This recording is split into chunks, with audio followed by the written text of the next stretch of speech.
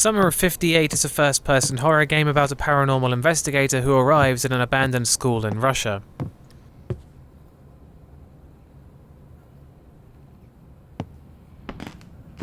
Atmosphere.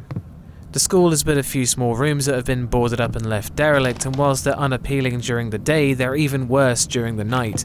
The night vision limits the distance at which you can see, and a lot of the game you find yourself crawling through the darkness, but it's mostly nail-biting thanks to the sound design.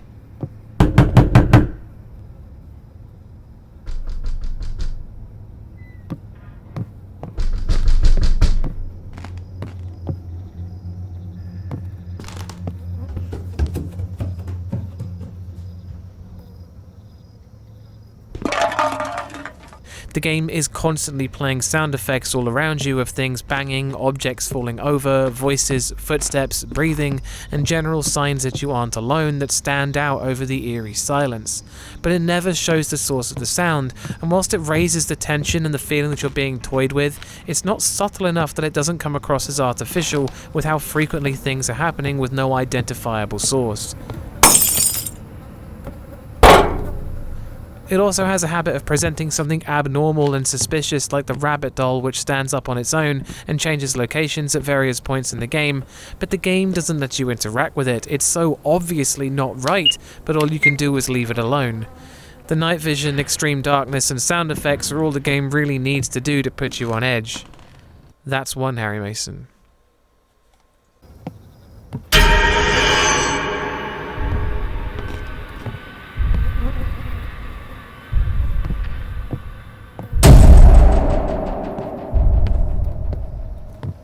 Scares.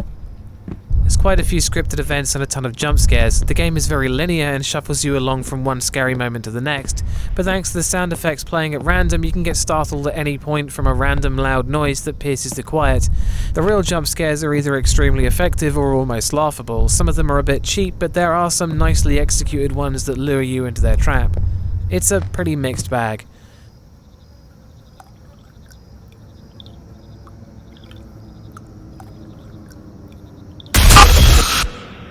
I found disappointingly that most of them are pretty generic, with things moving in front of doorways and things disappearing when you get close to them being the most prevalent.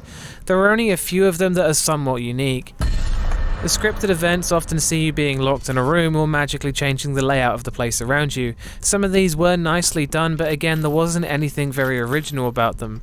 Whilst there are some really nice effective scares, there's a lot of unoriginal events that can still startle you but feel somewhat cheap. I can't deny that a lot of the moments were still effective. That's 2 Harry Masons.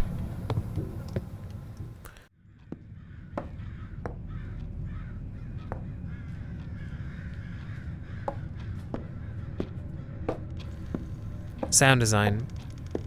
There's some dark sounding wind ambiance that plays constantly, but not a lot else for your time crawling through the darkness. There's music at the start of the game and at the end, but they're both during cutscenes. There's the sound of an air raid siren going on in the background sometimes, but it's never addressed or acknowledged and just seems odd.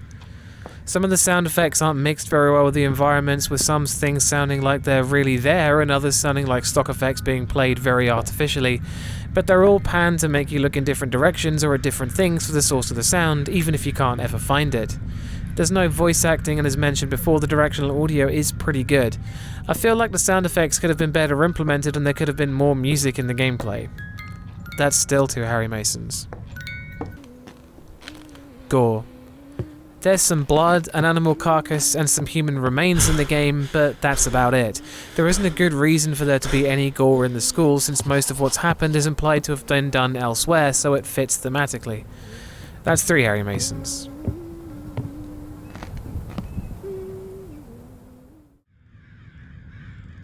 Story. The backstory to the school is pretty dark, with a bizarre tale of the head teacher drugging the kids as they slept in the dormitory and sending them off to undergo surgery to pay for expenses.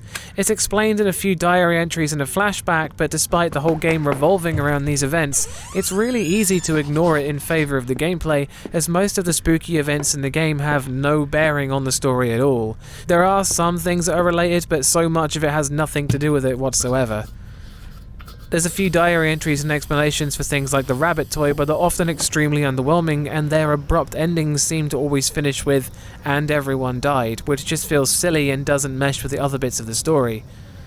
The story is really hit and miss. It feels like it should be a big focus since it's kind of sad and shocking, but it's just so easily forgettable, making the final score 3 out of 5 Harry Masons. Whilst the game can be intensely frightening and nerve-wracking thanks to its constant sound effects and jump scares, it doesn't provide a lot else. Again, I'd like to remind you this whole thing is down to my opinion in horror games. If you don't share this opinion, then that's cool, I get it. I'd like to point out that whilst I freaked out at the noises, I did not scream like a banshee or run away from the computer, and I advise you don't either. There'll be more horror reviews in the pipeline, and thanks for watching. Always go check out Bumps in the middle of the night. Peace.